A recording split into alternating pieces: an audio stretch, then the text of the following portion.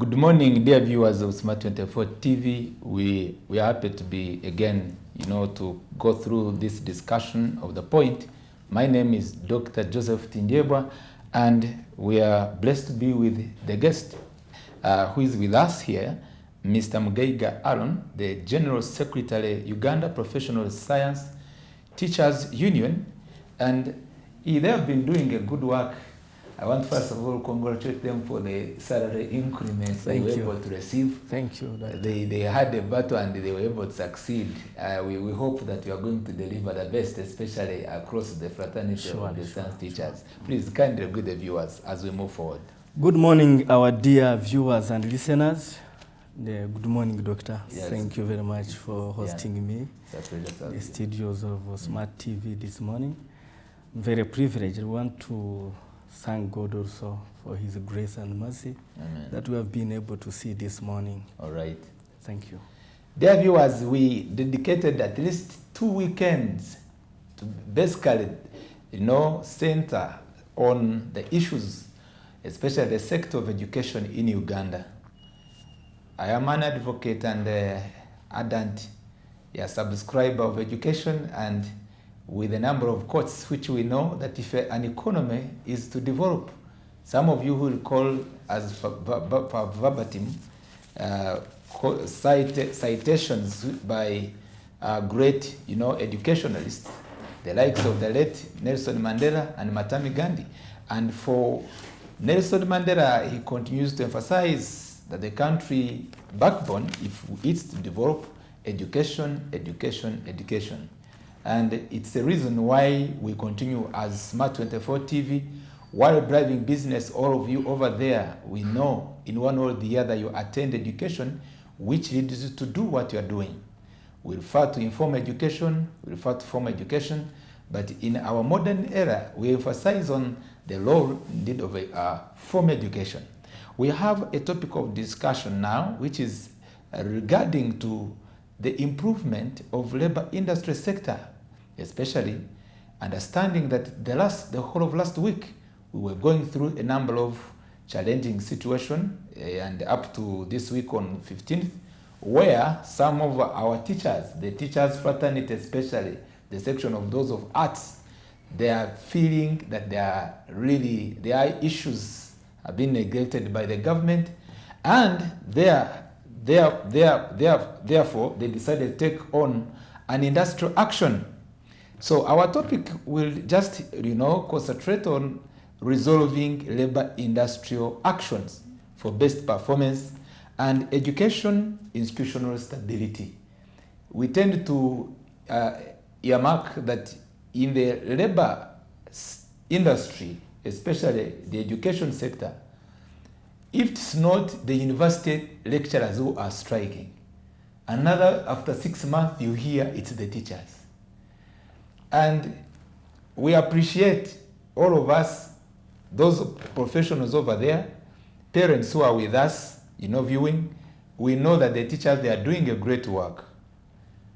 None of us could be able to teach for ourselves these children, the old girls and the young girls and the old boys and the young boys. But yet, it is also important, as I just bring this to our viewers and dear guests in this preamble, to know that while the country allocates the national budget, it was read just in the beginning of this week, while it allocates resources, the government has a number of other responsibilities. And we pray that the actions, such industrial action, will not deter performance of other sectors, because the labor industry is wider. It's not only the teachers who needs a welfare. But we don't come here to condemn them this morning. We want to go into the gist of the matter. And across the labor industry, how can we have stability? We are agitating for stability in education, institutions, but that's not enough. We also want to see stability in the health sector, not to hear that now also nurses have started.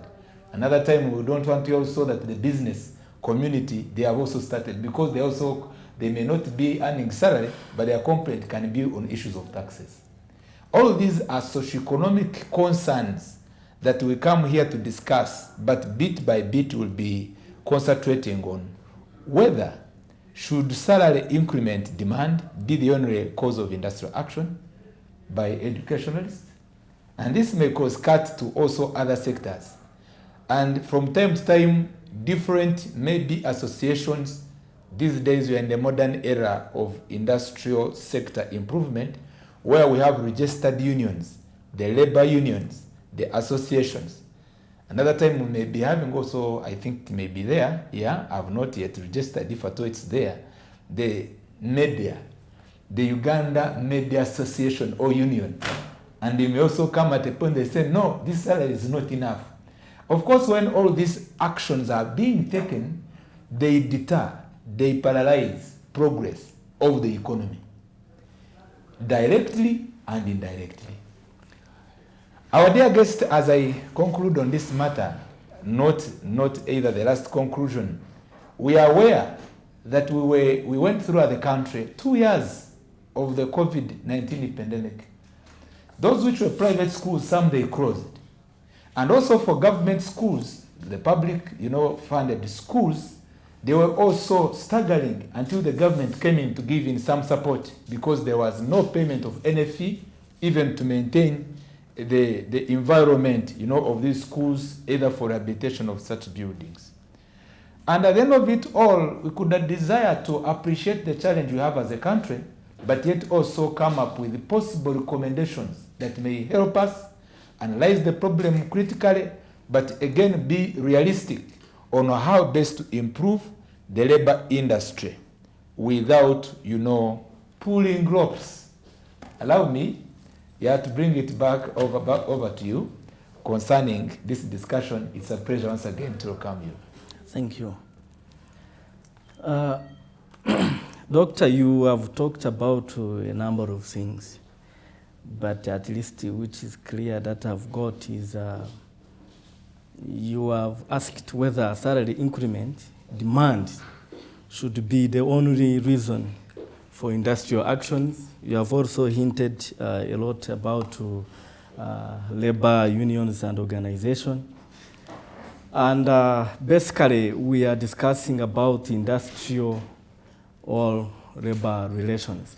I wanted to take an opportunity first to, before I go into the specifics of what you have said, to project to the viewers, when we are talking about labor relations and the industrial relations, what do we exactly mean? And how are they in Uganda? When you are talking about industrial relations or labor relations, we are looking at a system in which employees, employers, and the workers' representatives come together in the presence of government, either indirectly or directly, to set ground rules that will govern the work people do, that will govern how things must be done at different workplaces. So, and this includes a number of issues. One, for example, giving advice to the employees and helping the employees in regarding to the rules and the laws, plus the legal issues involved in the work they do. As without forgetting the contract, how entering into contract and what must govern or guide the contract. Maybe later on, we are going to discuss some other issues. Now, let me go to whether salary increment demand is the only reason for industrial action, should be the only reason for industrial action. Doctor, you would agree with us and our dear viewers that salary increment demand cannot and should not be the only reason for industrial action. But we have a challenge in Uganda that we have reduced, actually lessened our unionization to only be agitating. We are setting up these organs, these unions, these organizations simply to agitate for better pay. But when you look at salary increment and wages, it is just one of the issues that unions are supposed to address. If I can highlight some other issues before I possibly become specific on that, we have other issues that labor unions should be able to address, such as health issues of workers while they are at work. We can look at safety issues, safety concerns, how are people protected at work. Then we can look at the wages, time of work. We can look at leave issues. When workers are taking leave, what are the guidelines? Then change in work schedules, layoffs. Some people are laid off, doctor, from their work without actually following the rules and the guidelines. You have hinted about the lockdown we had because of the pandemic. And you will discover that many schools closed, as you mentioned, but also many other institutions, many other organizations closed, and many employees lost work. But some lost work unfairly, some were dismissed unfairly. And these are all issues that labor unions are supposed to address. Even the staffing issues, some are overworked at their places of work. So these are the many issues and many others I can't point out here. So wages and demanding for salary enhancement is a key issue, but it can't be and it should not be the only issue for staging an industrial action. If I can take you a little bit back, when we announced industrial action for science teachers on the 9th of May, we presented 11 issues to government to why we are going for industrial 11 action. issues. You Yes, can cite them. issues. You have that time. Yes, I am going to cite a number of them, but of course one of them was the fighting against discrimination and marginalization of the scientists in education sector. You will recall that in 2018, the government came up with a policy to enhance salaries for all workers, but starting with scientists. And it had a program on how the salaries were to be enhanced for different workers. Now, they enhanced salaries for all scientists. Now, the funds that had been earmarked to enhance salaries for the scientists in the education sector was diverted in the last hour. That was funded to a tune of 98 billion. It was diverted. But because it was already in the pipeline, the government had already planned for it. They went ahead and paid science teachers for 3 months, and then later withdrew the payment and forced the science teachers to pay back. So some had to go another 3 months without payment. You can imagine somebody goes to work from 1st of the month up to the 30th of the month, and when the month ends, no pay, and has to go to the next month. And you can see with teaching, you have to be smart always. That means you have to change clothes every day. So you had the issue of discrimination and marginalization. Yes, that was one. I wanted to build on it because it was so painful that this is where we expected a labor union actually to be at play. But to our dismay, nobody came to fight for us. Well, was it not under you? By then we were still under UNATU, but they kept quiet and kept a deaf ear. And we had no choice, we had no option. We cried, but nobody was there to listen to us. So, Doctor, it was too bad, and that's why I was telling you that we may have many other issues in as far as the labor unions are concerned in Uganda, but it is high time we broaden their scope, the scope of their mandate. It's not only about salary, but also many others. So among other issues we raised was the protection of science teachers while in the laboratory.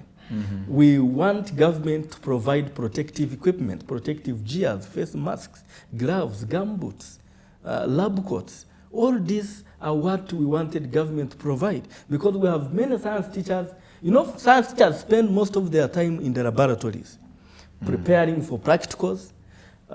In fact, I should actually take this chance to even explain this. Some people were telling us that, you take the same time while teaching. If it is 8 minutes, a lesson of history, it is the same 80 minutes for the lesson of chemistry. So what are you talking about? I want to tell you, doctor, and dear listeners and viewers, that for example, for us science teachers, if you are to conduct a practical lesson, you must start preparing for it 3 days before. Before you go for the 80 minutes that have been stipulated on the timetable, you must have conducted the same practical lesson more than 3 times. Because sometimes you have to mix these chemicals, these acids, and you can't get the result you want. And you must repeat the same thing. So you have to start it on it 3 days before. So ideally, by the time you conduct a successful practical lesson, you have spent more hours, which cannot be explained and somebody understand except the one handling it, and that is the science teacher and those who passed through the system and are scientists. But these others, they can't understand. Yes. The other issue we raised was limited supplies, laboratory supplies to carry out and conduct successful practical teaching. You know, science is more of practical. And we have to conduct these practicals in all these subjects, science subjects. There is practical, there is experimentation, especially the natural sciences, physics, chemistry, biology. We have agriculture as well. All these, there is a lot of practicals that must be conducted. So the other issue we raised was stopping the diversion of the funds meant for salary enhancement for science teachers. Because you will notice that on 24th August last year, government passed a policy, cabinet passed a policy, still to enhance salaries, since the other one had been sabotaged by saboteurs, to enhance salaries for all workers, but is still starting with scientists. Now, they earmarked funds worth 400 billions, and on the 400 billions, science teachers had been given 139 billions. But by the beginning of April, we discovered that the 139 billion that had been earmarked to enhance salaries for science teachers had been diverted again. Like what they did in 2018 is what they were doing again in 2022. So we asked the government to revert this fund on the 400 billion back to science teachers, and that was one of the issues we raised. We are happy today that those funds were reverted, and actually more funds were secured to enhance salaries for all scientists, including science teachers, and salary harmonization, because the government had committed to do that. And we have been told that this has been done, and we are happy with the government about that. We wait to see this implemented practically. I would not like you to ask for more, since these days people are saying that the cost of living is high. No, at least not now. Okay. We feel that it is a fair share that government has given the scientists, and this can take us for some time. When time comes for getting more, we are sure government will have also thought about adding. Okay. Yes. So there were many issues, Doctor, we had raised. Yes, continue. The other issue, which was very key, was the new curriculum. The new lower curriculum, you know, government rolled out a new curriculum, which is now at Senior 2. It has covered Senior 1 and Senior 2. It is a more practical curriculum, Doctor, yes, that it changes the scope and the way how we have been doing things, especially at secondary. That most of the things we have been handling them theoretically when they are actually supposed to be practical. Even the science. You know, science is of two, we handle it in 2 ways. They will have theoretical science and then practical science. But you find that in Uganda, in most schools, there are no laboratory supplies, no apparatus, no equipment, and therefore you are unable to conduct practical science practically. You end up delivering it in practicals in a theoretical manner. But the new curriculum has tried to address that, and even looking at more of the learner and developing skills. You know, we are more of looking for grades than developing skills in the learners. But the new curriculum adequately addresses that. We are now focusing more at skills development into the learners than looking at the grades alone. But now the issue at hand is many teachers are not yet retooled. They are not yet trained to administer this curriculum quite well. We know there is some bit of training going on. We appreciate Ministry of Education and the National Development, National Curriculum Development Center. They are doing well to retool teachers, but the rate is low. We appreciate what is being done, but we also ask that if the rate can be actually increased and so that we have more teachers being trained, because they are already implementing the curriculum. So you find that a station, a good number of teachers are not trained to actually handle this lower curriculum, and that affects its implementation. Then two, the funding. This curriculum requires funding, requires resources. That was another issue, or it's still under curriculum? It is still under curriculum, but we had unaddressed gaps. Yes, okay. Those gaps, yes. So we asked government to make sure that resources are provided. Now that they have decided to motivate teachers, starting with science teachers, then let the supplies be provided, let the funding be put, the resources, so that we can implement this curriculum quite well and develop the skills that are required of the learner by the time they leave the secondary school system and maybe going to university. We are happy Ministry of Education has since responded positively, and they have now even arranged a meeting with the science teachers union leaders on the 30th of this month. We shall be meeting to discuss way forward on how to look into a number of these issues, And so those are some of the issues we looked at, and the government has tried to respond, and the latest one is which you have congratulated us. You mentioned 11, right? They were about 11, but of course I did not move. I've not moved with that document, okay, but no at problem. Least those are the key issues, some of the issues. We also asked the government, by the way, some government officials to stop belittling science teachers. How were they belittling? You see, actually that was one of the major issues also. You know, science teachers, government, Ministry of Public Service had categorized science teachers as non-scientists in 2018. Science teachers as non-scientists? As non-scientists. They said science teachers are non-scientists. Is that controversial? Very controversial. Because even when you go to National Council of Higher Education, even National Council of Science and Technology, they will tell you who a scientist is. We had actually taken this matter to Equal Opportunity Commission. And per their research, they found out who a scientist is and had to put it before public service. And it was a shame to some who were agitating that science teachers are not scientists. And we actually wonder if somebody can stand comfortably and say science teachers are not scientists, then who is a scientist? So was it resolved? Yeah, that has been resolved, because even it took a head of state. It took him 2 hours on the 5th of How they resolved? They declared just a declaratory statement to say, please, now we are no longer saying you are not scientists. Now you are scientists. Yes, because if anybody brings that again, it's going to be an issue, because it's not anything we are ready to settle for. And we are not about money alone. We are about also recognition. Why do you say we are not scientists when we are scientists? But we are happy that has been resolved. Cabinet took a strong stand on that and pronounced itself that science teachers are scientists and must be treated as scientists. So it was an issue which we saw, because you cannot say if a science teacher is not a scientist, then who is a scientist? When doctors, engineers, agricultural officers are passed through our hands. For example, for me, science teachers, when they go to university, they study 2 courses. One is Bachelor of Science, another one is Education. They combine the two, Bachelor of Education.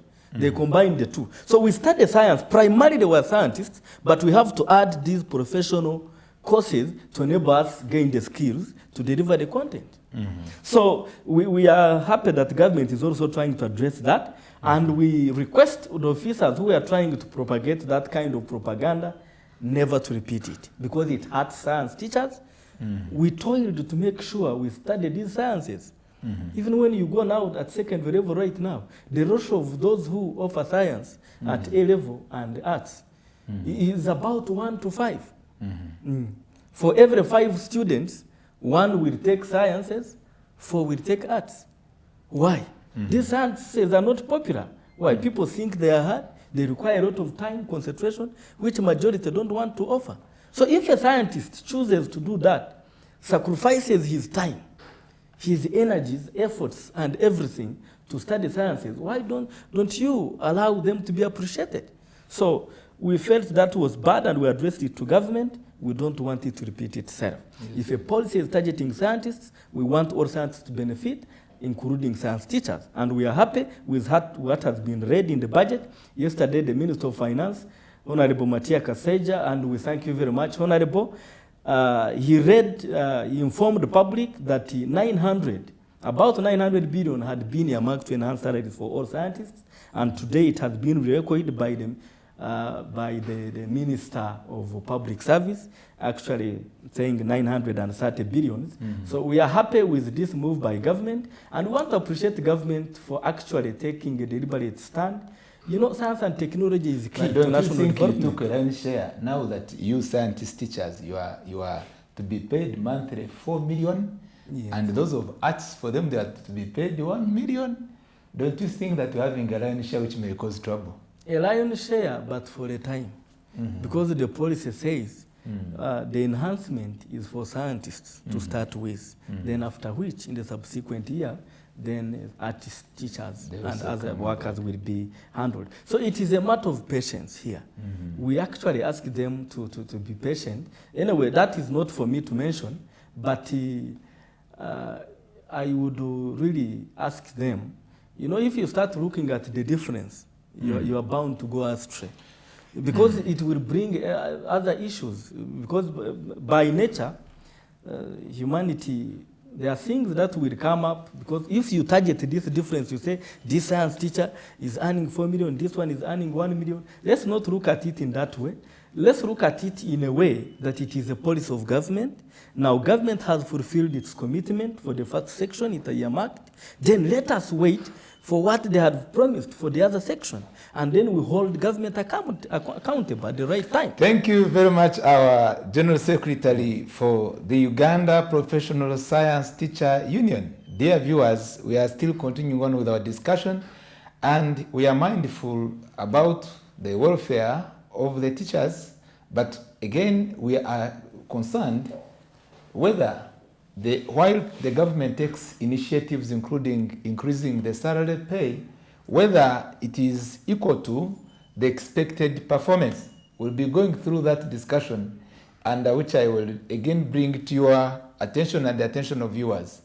You were paid, we congratulate you, and for us we are happy that maybe this matter was settled. Thank you. But again, what we are tasking you as your fellow either professionals and the viewers there, the citizens, because what you are being paid, it's taxpayers' money. And they are believing that now that you are being paid enough, because the one who pays you government, the government, you don't have where they get money apart from the taxes we pay. Yes. And the citizens, as per the encouragement and the aspiration of this country, intending to promote science and technology, there are many questions that are not answered that you are that you may be able to answer today, this morning. Why is it that the performance of science still remains very low in most of the schools? Then number two, why is it that besides government-aided schools at primary and secondary level, being paid now with all this pay, and even before it was raised this pay, those of private schools tend to perform very well, yet the government-aided schools, even now including the increments that have been dealt with, the performance, when we go to the rating, you talked about the issue of grades, but you were very much smart. You said that skills should go with grades, which is obviously important.